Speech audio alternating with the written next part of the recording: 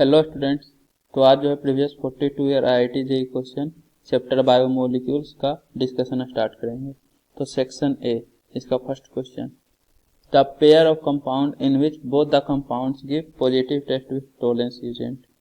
तो आपके पास option A B C D दिया हुआ है और इसमें आपको टोलेंस एजेंट के साथ बताना है कि पॉजिटिव टेस्ट दे, मतलब रिड्यूसिंग शुगर हो।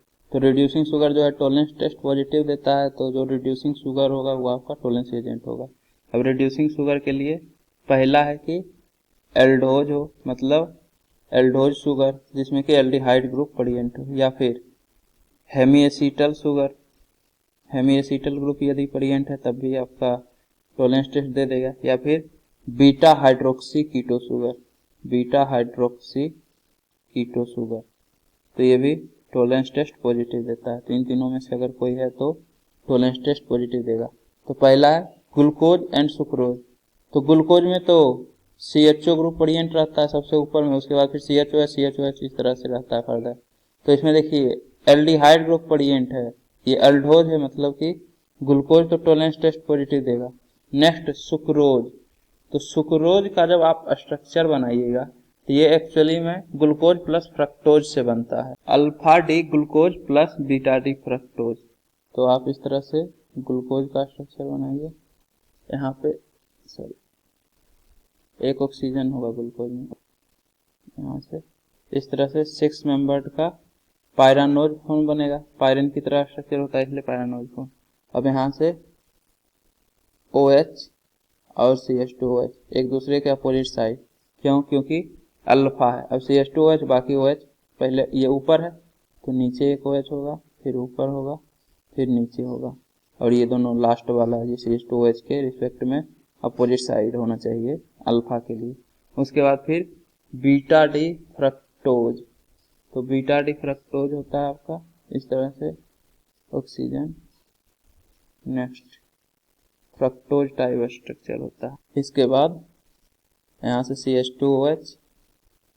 CH2OH ऊपर, तो फिर नीचे होगा, फिर ऊपर होगा OH।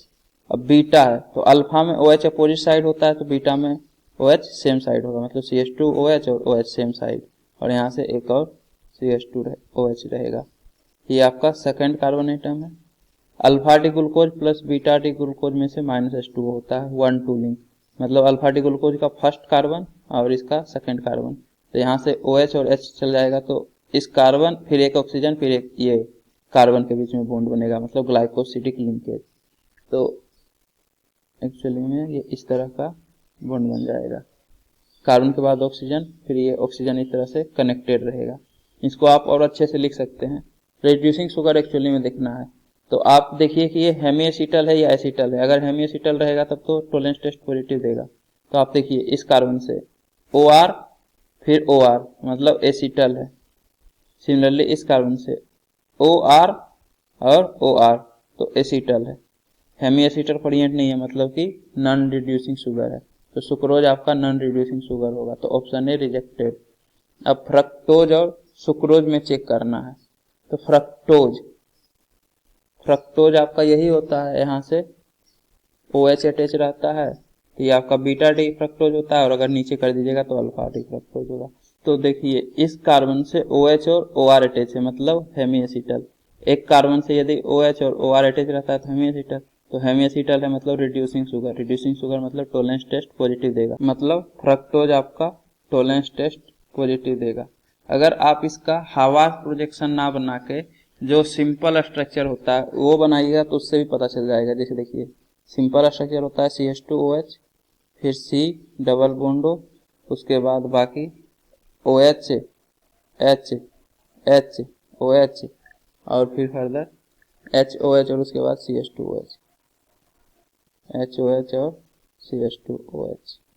तो इसमें देखिए ये आपका बीटा हाइड्रोक्सी कीटो है, मतलब ये alpha carbon next beta carbon, तो बीटा से OH अटैच है, तो ये बीटा हाइड्रोक्सी कीटोन है, तो ये टोलेंस टेस्ट पॉजिटिव देगा। अब ये कीटोन टोलेंस टेस्ट पॉजिटिव क्यों देता है, तो एक्चुअली में ये रीअरेंजमेंट करता है, तो रीअरेंजमेंट के बाद फिर से ग्लूकोज ही बनाता है, मतलब यहाँ से OH और यहाँ पे CHO आ जाता है ग्लूकोज की तरह, तो ये ग्लूकोज बना के टोलेंस टेस्ट पॉजिटिव दे देता है। एक दूसरे में इंटर कन्वर्टिबल होता है टोटोमेरिज्म के द्वारा, तो बेसिक मीडियम रहता है Tollens agent ammoniacal silver nitrate, तो अमोनिया बेस है तो बेस के प्रेजेंस में ये टोटोमर करके ग्लूकोज बनाएगा, और ग्लूकोज बनाएगा तो फर्दर टोलेंस टेस्ट दे देगा। तो आप इन दोनों में से किसी से भी एक्सप्लेन कर सकते हैं कि टोलेंस टेस्ट पॉजिटिव क्यों देगा। तो फ्रक्टोज आपका टोलेंस टेस्ट देगा, लेकिन सुक्रोज का तो अभी चेक किए थे नहीं देता है, मतलब ऑप्शन बी भी नहीं होगा। इसके बाद नेक्स्ट एसीटोफिनोन एंड हेक्सानल। तो acetophenone PH C double bond O CH3, तो ये देखिए कीटोन है, तो कीटोन तो टोलेंस टेस्ट पॉजिटिव नहीं देगा, इसके लिए बीटा हाइड्रोक्सी कीटोन होना चाहिए, तो अल्फा बीटा, बीटा कार्बन से OH अटैच रहता तब जाके देता टोलेंस टेस्ट, तो ये तो नहीं देगा। तो हेक्सानल चेक करने का जरूरत ही नहीं है, ऐसे ही एल्डिहाइड है तो टोलेंस टेस्ट पॉजिटिव देगा। तो ABC रिजेक्टेड, तो ऑप्शन डी ही होगा। ऐसे भी देखिए ऑप्शन डी में ग्लूकोज और फ्रक्टोज है, यहाँ पे देखे थे ऑप्शन ए में ग्लूकोज टोलेंस टेस्ट पॉजिटिव देता है, और ऑप्शन बी में देखे फ्रक्टोज टोलेंस टेस्ट पॉजिटिव देता है, तो ग्लूकोज और फ्रक्टोज दोनों टोलेंस टेस्ट पॉजिटिव देगा। इसके बाद सेकंड क्वेश्चन है the two form of D glucopyranose obtained from the solution of D glucose are called. तो डी ग्लूकोज का दो पायरानोज फॉर्म जो होता है Haworth projection, alpha D glucose और बीटा डी ग्लूकोज, ये दोनों आपस में क्या होता है? तो एक्चुअली में ये आइसोमर तो होगा नहीं, ये रहता तो ग्लूकोज ही है, लेकिन C1 कार्बन का कॉन्फ़िगरेशन चेंज रहता है अल्फा और बीटा डी ग्लूकोज में। तो अगर C1 कार्बन का कॉन्फ़िगरेशन चेंज हो तो उसको एनोमर बोलते हैं, और यदि C1 के अलावा किसी और कार्बन पे कॉन्फ़िगरेशन यदि चेंज रहता है तो उसको एपीमर बोलते हैं। जैसे ग्लूकोज और गैलेक्टोज, इसमें C4 कार्बन पे कॉन्फ़िगरेशन चेंज होता है तो इसको एपीमर बोलेंगे, लेकिन यहाँ पे अल्फा डी और बीटा डी ग्लूकोज के बारे में पूछा है तो ये दोनों एक दूसरे का एनोमर होगा। इसके बाद फिर third, cellulose upon acylation with excess acetic anhydride oblique H2SO4 gives cellulose triacetate whose structure is. तो आपको यहाँ पे दे दिया है कि एसाइलेशन के बाद ट्राइएसिटेट बनता है, मतलब OH जो रहता है आपके पास सेल्यूलोज में, एक्चुअली में ये बीटा डी ग्लूकोज का पॉलीमर होता है। तो बीटा डी ग्लूकोज के बीच में C1 और C4 कार्बन में लिंकेज कहाँ पे है? तो आप पहले ऑप्शन में चेक कर लीजिए, उसके अनुसार फर्दर रिजेक्ट करते चले जाएंगे। तो C1 और C4, ये देखिए यहाँ से CH2OH रहता है तो OH, उसके बाद फिर नेक्स्ट नीचे, फिर ऊपर, फिर नीचे, फिर ऊपर, तो ये दोनों सेम साइड, तो बीटा है, तो बीटा में से C1 और C4 जा रहा है इस तरह से, ठीक है। उसके बाद फिर इधर नीचे C4 और C1 में से होगा, तो यह स्ट्रक्चर तो बीटा लिंकेज का लग रहा है, यहाँ से O, फिर ये ऊपर, तो ऊपर फिर नीचे इस तरह से। अब देख लेते हैं बीटा लिंकेज तो ये है। अब एसिटिक एनहाइड्राइड में एक्चुअली में क्या होगा कि ROH plus CH3 C double bond O C double bond O CH3, मतलब यहाँ से इस तरह से, तो ये अल्कोहल के साथ रिएक्शन करेगा जब एसिटिक एनहाइड्राइड, तो ऑक्सीजन का लोन पेयर अटैक करेगा और ये लिविंग ग्रुप बाहर, तो यहाँ से OCOCH3 मतलब OH जो है वो OAC बनाएगा। तो आपके पास बीटा डी ग्लूकोज में यहाँ CH2OH फिर OH फिर OH फिर OH फिर यहाँ OH रहता है, तो ये दो OH तो आपका बीटा लिंकेज में से -H2O होके मतलब बॉन्डिंग किए हुए रहता है दूसरे से, तो आपके पास 3 OH बचा हुआ रहता है, तो वो तीनों अल्कोहल एसिटिक एनहाइड्राइड के साथ ROAC मतलब यहाँ से OAC बन जाएगा, O C double bond O CH3, तो एसिटेट ACO माइनस अटैच होगा, तो OAC OAC OAC सही है, OAC OAC OAC सही है, OAC OAC OAC, मतलब कि आपका ट्राई एसिटेट के बाद जो प्रोडक्ट बनेगा वो ऑप्शन ए में है, यही सही है। बाकी में आप देख लीजिए बाकी क्यों नहीं होगा।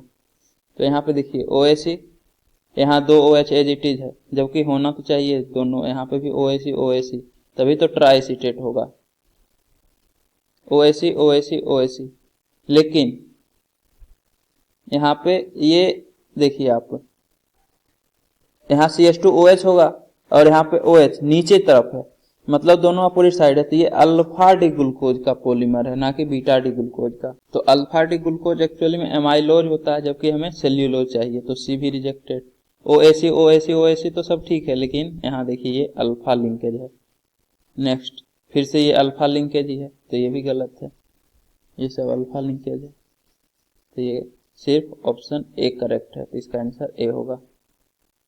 इसके बाद फिर fourth, the correct statement about the following disaccharides is. तो आपके पास डाइसैकेराइड दिया हुआ है और ऑप्शन देखिए, बोल रहा है ring A is pyranose, ring A is furanose. तो रिंग ए तो आपका पायरानोज है और रिंग बी फ्यूरानोज है, मतलब option B rejected. Ring B furanose, ring B pyranose, तो ये वाला रिजेक्टेड, रिंग बी फ्यूरानोज है। अब अल्फा लिंक है या बीटा लिंक है ये बताना है। तो अल्फा लिंकेज में CH2OH और OH, मतलब यहाँ पे अगर OH रहता तो ये एक दूसरे के अपोजिट में होना चाहिए, तो यहाँ पे ये नीचे है तो एक दूसरे के अपोजिट में है, तो ये अल्फा लिंकेज है। तो ring A is pyranose with alpha glycosidic linkage, तो ये करेक्ट है, मतलब कि सी भी इनकरेक्ट होगा। इसमें बोल रहा है अल्फा ग्लाइकोसिडिक, मतलब इसमें बीटा ग्लाइकोसिडिक लिंकेज होगा, तभी तो अल्फा ग्लाइकोसिडिक लिंक इनकरेक्ट होगा। तो यहाँ पे देखिए CH2OH और यहाँ OH रहता तो CH2OH और OH सेम साइड है, दोनों नीचे है, तो सेम साइड है तो बीटा लिंक। अगर अपोजिट साइड रहता है तो अल्फा लिंक और सेम साइड रहता है तो बीटा लिंक, तो इसलिए ऑप्शन सी इनकरेक्ट है। यहाँ बीटा ग्लाइकोसिडिक लिंकेज रहता तो ये भी सही हो जाता, लेकिन सिंगल ऑप्शन है तो इसलिए किसी एक को तो गलत लिखना ही पड़ेगा, नहीं तो दोनों ऑप्शन सही हो जाएगा, जो कि गलत है। Next, the following carbohydrate is, तो आपको इसके बारे में बताना है कि ये क्या है। एक कीटोहेक्सोज, तो ये आपका पायरानोज फॉर्म है, तो पायरानोज फॉर्म में मतलब एल्डोहेक्सोज होगा, कीटो नहीं होगा। कीटोहेक्सोज के लिए फ्यूरानोज फॉर्म होना चाहिए, तो ये आपका कीटोहेक्सोज नहीं होगा, एल्डोहेक्सोज। तो हाँ, ऑप्शन बी करेक्ट है, मतलब पायरानोज फॉर्म। ये भी इनकरेक्ट, क्योंकि अगर ये करेक्ट हो जाता है तो अल्फा फ्यूरानोज हो उससे पहले कीटोज तो होगा ही, अगर फ्यूरान फॉर्म है तो कीटोहेक्सोज होगा। अल्फा बीटा तो बाद में चेक करना पड़ेगा कि CH2OH और OH सेम साइड है या अपोजिट साइड, तो इसको तो इनकरेक्ट होना ही है जब ऑप्शन ए इनकरेक्ट हो गया। नेक्स्ट, पायरानोज फॉर्म, तो अल्फा पायरानोज, तो पायरानोज फॉर्म तो है, अब इसमें आपको चेक करना होगा कि अल्फा है या बीटा है। तो देखिए CH2OH और OH सेम साइड है, मतलब बीटा पायरानोज होगा। अगर अपोजिट साइड रहता तो अल्फा पायरानोज, और दोनों हो ही नहीं सकता है सही।